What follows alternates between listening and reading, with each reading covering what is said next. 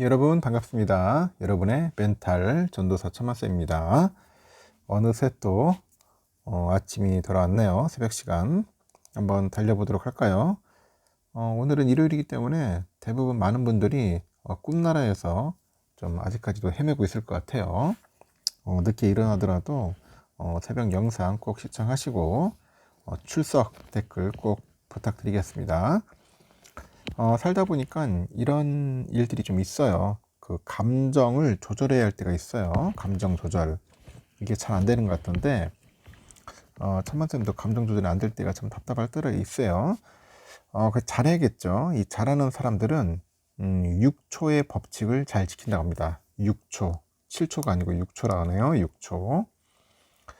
우리는 때때로 그 분노나 화 같은 그런 순간적인 감정을 조절하지 못해가지고 후회할 행동을 저지르곤 합니다. 그러면 상대가 나의 실수를 너그러이 이해해주면 다행인데, 만약 그렇지 않은 사람이라면 큰 손해를 감수를 해야 합니다. 2015년에 그 하버드에서 감정에 관한 그런 연구를 통해 가지고 6초의 법칙이라는 개념을 소개했어요. 이 부정적인 감정이 생긴 후에 6초 동안 그 감정을 진정시킬 수 있는 사람하고 그런 없는 사람하고는 인간관계랑 그 사회적인 성공에서 매우 큰 차이를 보였다는 그런 사례가 있었던가 봅니다. 그래서 왜 6초가 중요하냐? 그 감정이라는 것은 어떤 자극을 받은 후에 0.2초 만에 자동적으로 생겨나는데, 그 감정으로 인해 가지고 이 부정적인 행동을 취하기까지는 대략 6초 정도의 시간이 걸리기 때문에 그런 이야기를 하는 것 같습니다. 그래서 화나 이제 분노 같은 게 막 부정적인 감정이 생겨났을 때는 6초 동안 그 감정을 진정시키는 것이 매우 중요하죠. 그 감정을 진정시키는 가장 간단하고 효과적인 방법은 바로 심호흡을 하는 겁니다. 심호흡. 그 심호흡은 단순히 그 폐를 이완시키는 것이 아니라 신체의 다양한 기관을 안정시켜서 중추신경계를 진정시키는 그런 효과까지 있다고 하더라고요. 심호흡은 마치 자동차의 브레이크와 비슷해요. 감정이 급발진을 하려고 할 때 그 속도를 급속히 늦춰주는 것이라고 하죠. 그래서 화나 그 분노가 치밀어 오른다면은 그 즉시 이제 숨을 깊게 들이셔야겠죠. 그리고 천천히 내뱉으면서 6초를 흘려내보내는 겁니다. 6초를 흘려내버리자. 그 행동 하나만으로도 여러분의 인간관계가 사회적인 성공의 길은 훨씬 빠르게 앞당겨질 것이다. 그런 이야기를 하는 것 같습니다.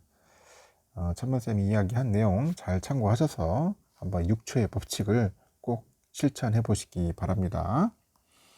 그러면 삼성과 다양한 소식들이 있는데, 이웃집 소식들도 한번 전달토록 해볼게요.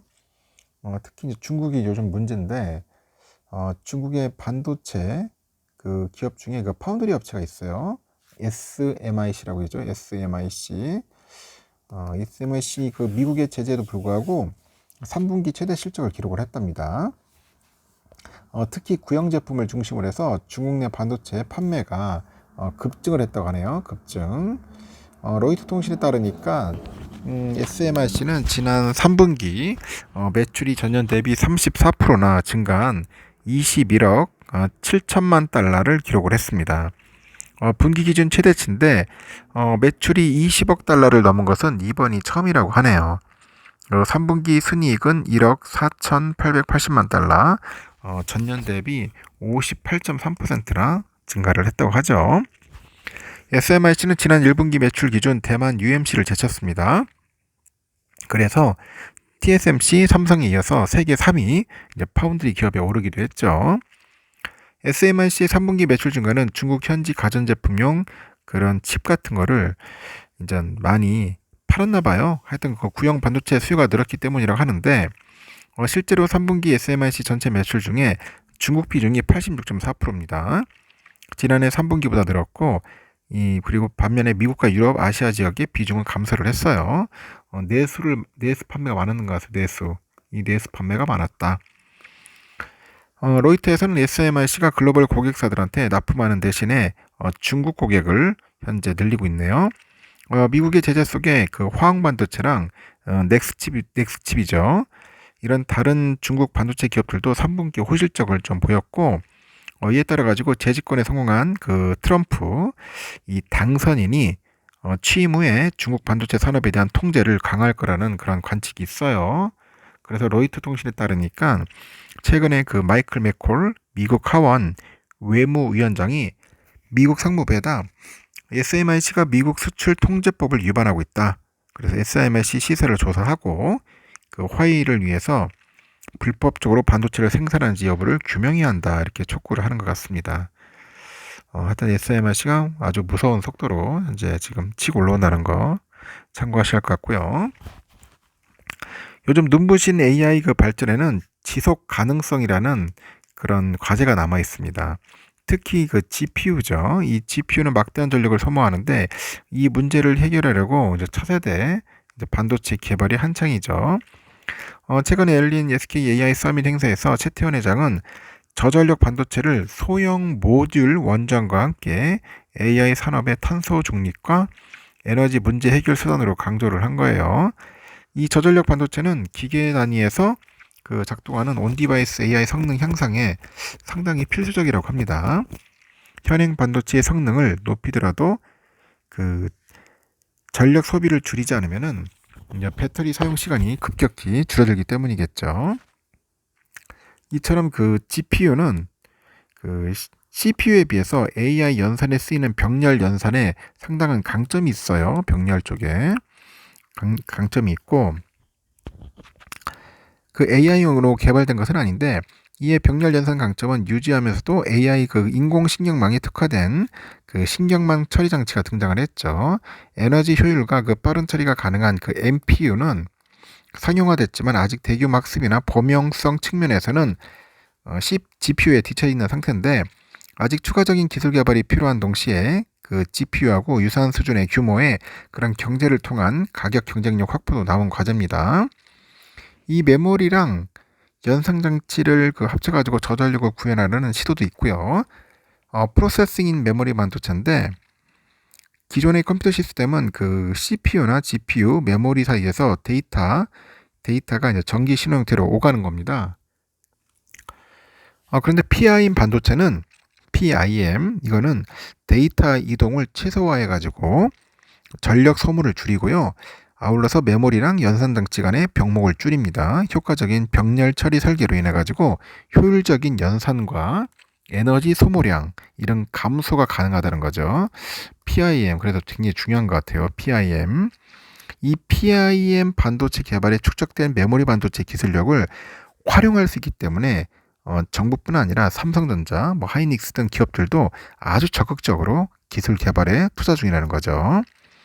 삼성전자는 D램 공정에 PIM 반도체 기술을 접목을 해가지고 HBM PIM 반도체를 생산하는 데 성공한 바 있고 하이닉스도 PIM 반도체 GDDR6 AIM을 개발하고 이를 활용하는 AI 가속기를 이제 선보인 바 있습니다. 그리고 한국 정부는 2020년에서 2029년까지 예산 4천억 원 이상의 PIM 인공지능 반도체 핵심 기술 그런 개발 사업을 운영 중에 있다고 합니다. 그래서 NPU하고 PIM을 넘어서 가지고 아예 새로운 반도체로 뉴로모픽 반도체 이걸 시도하고 있는 거예요. 뉴로모픽. 인간의 신경 시스템은 디지털 데이터 처리 장치에 비해서 에너지를 효율적으로 처리를 하죠.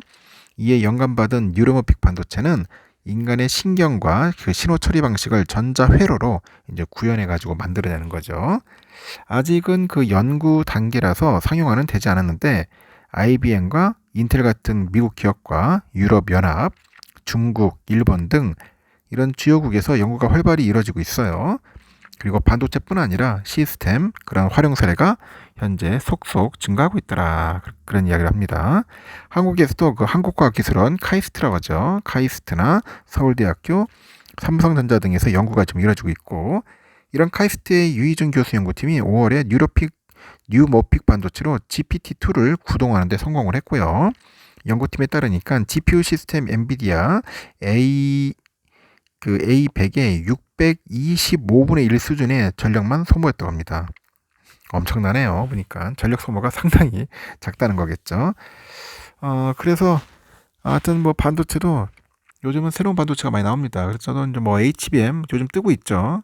이제 앞으로는 또 HBM 이외에 또 반도체가 또 뜰 겁니다. 그래서 이런 것들을 미리미리 사전에 삼성이 좀 많이 잘 만들어가지고 대비를 해야 한다는 거야.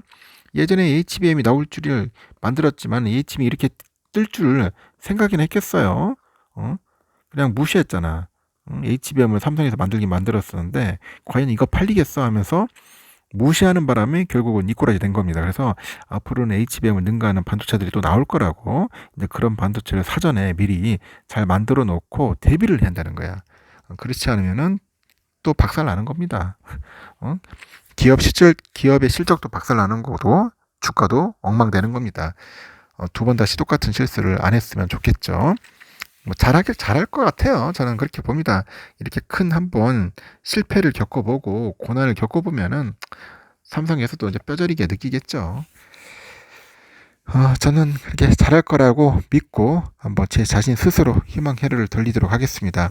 마음에 들지 않는 분들도 있을 거예요. 이제 그런 분들은 알아서 잘 판단하셔서 가지고 탈출하시기 바랍니다. 아닌 거 가지고 괜히 붙들어 잡을 필요 없습니다. 아닌 것은 빨리빨리 포기하고 또 새로운 데 가가지고 또 여러분이 좋아하는 뭐 기업이나 섹터나 그런 분야가 있으면은 그쪽 분야 열심히 파고들면 됩니다. 여기까지 하겠습니다, 여러분. 좋은 하루 보내시고 또 다음 시간에 뵙도록 하겠습니다.